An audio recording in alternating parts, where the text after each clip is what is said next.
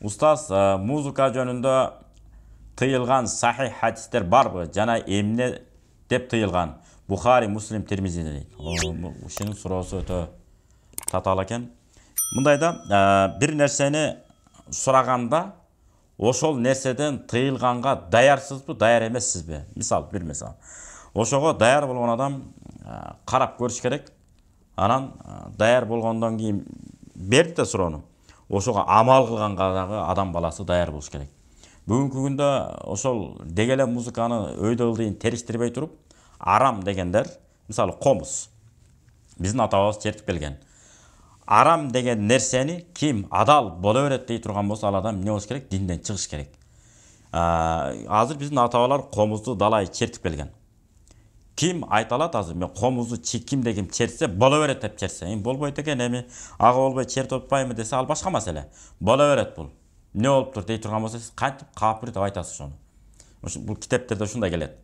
Бир нерсени арам деш үчүн анын тескериси адал дей турган болсо, ал адам динден чыгып кете тургандай даражадагы далилдериң барбы дейт. Бүгүнкү күндө ата чыккан Юсуф Карзави деген аалым бар. Ушул кишинин атайын китептери бар. Аль-Фатава аль-Муасара деген жана Адал арам деген сыяктуу фатва китептери бар. Ушул киши аябай изилдениптир. Мисалы, ырды кесе арам деп айта албайбыз. Ырдаган тескерисинче имам Муслимде келет. Алыскы сапарга чыкканда аркасында учкашып кетип аткан баланы айтат. Баланча акындын ырсаптарынан барбы десе, дейт. Десе пайгамбарыбыз эмне дейт? Хих дейт. Хих деген кана бир шиңгил чытачы деген сөз. Ошентип бир сабырдайм, кара уялып токтоп калам дейт. Пайгамбар хих дей берди, мен бир аз ырдап коелу токтоп калам дейт. Ошентип мен пайгамбар Мухаммад алейхиссаламга 100 сап ырдап бердим дейт. Бул имам Муслим риваят кылган. Экинчиден, бир нерсени арам деш үчүн атайын өзөк керек. Жалпы элге жагымдуу нерселерди кескин далил көрмөйүнчө биз арам деп айта албайбыз. Бүгүнкү күндө ошону арам деп эми албетте жанагы болбойт. Мисалы, төбөсү менен жер үстүнө туруп алып бийлетип жибере турган, көңүлүңүздө 7-кабатасына көтөрүп жибере турган бир чектен чыккан баягы жинди музыка деп коебуз го, баш аягын таппай калган. Эми ошол сыяктуу болсо, эми ал болбойт жанында. Ханафи мазхабында бул негизи кандай болгон күндө да макру деп эсептелет. Макру деген эми арам эмес, жагымсыз деген сөз. Туура эмес деген сөз да, баягындай этият болуш керек деген мааниде. Негизинен комуз мисалы уруксат шариятыбызда. Эгерде таптакыр уруксат болбойт дей турган болсо, мисалы дуп деп коебуз го. Ошондо дуптарды черткен дагы эмне болгон? Уруксат болгон. Буга далил катары эркек кишилер бул жака эле коелу, аял кишилерден. Аял кишилерден мисалы имам Насаи риваят кылган, аннаху алейхиссалату вассалам кала ли Айшата хал та'рифина хадихи. Бул аялды таанийсыңбы дегенде Айша энебиз калат ла. Жо, мен тааныбайм деп айтты. Дегенде пайгамбарыбыз Мухаммад алейхиссалам айтат: "Иннаха кайна бани фулан." Бани фуландан чыккан кайна аттуу бул ырчы аял. Тухиббин ан туганния лаки. Сага ырдап берсинби? Деп туруп анан фаганнат лаха, ал аял Айша энебизге ырдап берет дептир. Экинчиси, Арнаб деген да аял болгон.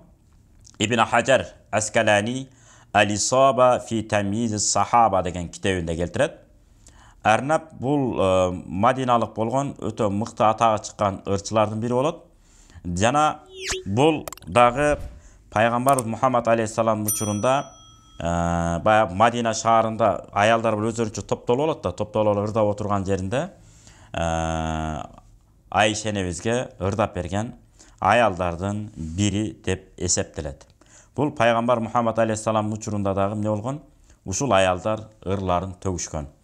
Үчүнчүсү Хамама деген аял болгон. Бул дагы ансарлардын тобунан болот. Баягы Абу Бакр радыйаллаху анху майрам учурунда Абу Бакр радыйаллаху кирип келгенде, тыйып баштаганда ошондо ушул Хамама аттуу аял ырдап отурган болот. Ошондо пайгамбар Абу Бакр радыйаллаху айтат го: "Токтотма ырыңы" дегенде пайгамбар Мухаммад алейхиссалам айтат го: "Ар бир коомдун өзүнүн майрамы бар. Жөн койчу, ушул майрам болуп калсын" деп пайгамбарыбыз ошондо дагы эмне кылган эмес, туп менен ырдап аткан аялды тыйган эмес. Бул үчүнчүсү. Эми төртүнчүсү Сирин деген аял болгон. Бул Сирин деген аял дагы мыкты ырларын ырдаган. Ошондой эле дагы бир баягы кара тору келген бир аял болот. Кара тору келген аял айтат дагы, пайгамбар Мухаммад алейхиссалам кара тору бир аял болгон. Ошол кара тору аял кара түстүү, кара өңдүү. Ошол аял пайгамбар Мухаммад алейхиссаламдын алдына келип, баягы согуштан аман эсен кайткан учурда айтат: "Ин раттакаллаху салиман." Эгерде Алла Таала сени сак саламат бизге кайтарып берген болсо, мен назыр кылып койдум эле, туп менен ырдап берейин деп. Анан пайгамбар Мухаммад алейхиссалам не деди? "Ин кунти назарити." Эгерде назыр кылып койгон болсоң, фадриби, тууңду дүкүлдөтүп уруп, анан ырдап беребе дейт. Ва илля фала. Эгер антип назыр кылбасаң, зарылчылыгы да жок деп коет. Анан макулдангандан кийин баягы кара өңдүү аял эмне кылат? Кадимкидей дупту мына даңкылдап чертип ырдайт. Баягы дүңкүлдөткүч баягы дүп музыканын коштоосу менен баягы ырды өзүнүн назыр кылган ырын ырдайт. Ошондо Абу Бакр радияллаху кирип келет. Анда да токтобой эле ырдап баштаган болот, ырдап аткан болот. Азирети Осман радияллаху келет. Анда да ырын токтотпой ырдайт. Бир маалда Азирети Алы радияллаху кирип келет. Анда да болбой токтотпой ырдай берет. Анан акырында ким кирип келет? Баягы Айша энебиздин риваят боюнча кетип атат да бул. Баягы пайгамбар Мухаммад алейхиссаламдын учурундагы окуя бул. Анан 4-сүндө анан кийин Азирети Умар радияллаху кирип келгенде баягы аял дупун алдына коюп, анын үстүндө өзү отуруп токтоп калат. Ошондо анан пайгамбар Мухаммад алейхиссалам күлүп жооп берет экен. Умар, Азирети Абу Бакр, Осмон, Алилер кирип келгенде бул аял токтотпой эле ырдап аткан болчу. Анан сен кирип келгенде токтоп калды. Себеби сенден башка шайтан качат эмеспи дейт. Ошол сыяктуу бул аял да сенден толкунданып токтоп калды деп тамашалап күлүп айткан экен. Бул хадис сахих хадис, имам Тирмизи риваят кылган. Демек, ырды кесе тыюу сала албайбыз. Керек болсо мына комуздан да тыюу салып, арам эле арам дегендердин бала чакасын көрүп калып атпайбызбы?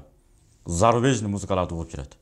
А эгерде комузду мындай намаздан, зикирден, ибадаттан тыйылбаган абалда, анча-мынча жол жобосу менен чертип үйрөнүп, аны менен кошо жанагындай маданияттуу ырларды ырдап койгон болсо эчтеке болбойт. Ошол менен көңүлү ал деле дайым өмүр бою эмес экен да, бир учур болот экен, толкун убагы. Ошол убакта ошо менен өтүп кете турган болсо, андайын убактысы да болбойт, мүмкүнчүлүгү да жетпей калат. Себеби мектеп окуусу менен алектенет, андан кийин студенттик доор менен алектенет, андан кийин турмуш тиричилик деген бар. Ошо менен алаксып кетет экен. Антпесе эмне болот? Туура эмес жолду тандап алышы мүмкүн. Бул табигый нерсе экен, каалайт экен да. Болгону эмне деген? Адамды жамандаган, адамды бир уят карып кое турган сөздөр аркылуу жазылган ырлар болбойт. Мисалы баягы кыздар ай, эшигиң алдына суу чачып койгула, мен барып жыгылып түшөйүн деген сыяктуу мааниси жок ырлар болбойт. Андан көрөк дастан, санаат ырлар бар эмеспи? Ушу дастан ырларды уксун. Мисалы Арсенбек Бойлошулунун не деген дастаныр бар? Токтогул атабыздын жеңи жок аталарыбыздын. Мисалы эл менен сен бийиксиң, элден чыксаң кийиксиң деп Арсенбек Бойлош атабыздыкы бар. Ошол эле Токтогул атабыздыкы агайынды жаман деп тууганды кайдан табасың? Минген атыңды жаман деп тулпар жаман деп, бууданды кайдан табасың деп, чырагыңды жаман деп, пилигиңди жаман деп, чырагыңды кайдан сонун ырсаптар кетип атпайбы? Ошол сыяктуу бир дастан ырлар, сабак берип койчу ырлар бар, ырсаптар. Жолбосов Нурмолла атабыздын ушундай ырсабы бар. Убакыт деген ушундай, колуңдагы кушуңдай, таптаганга жараша түшүн берет кызылдай деп. Булар жаманбы? Жакшы да. Ошол сыяктуу санат ырлар болсо керемет болот. Биздин айталы дегенибиз ушул.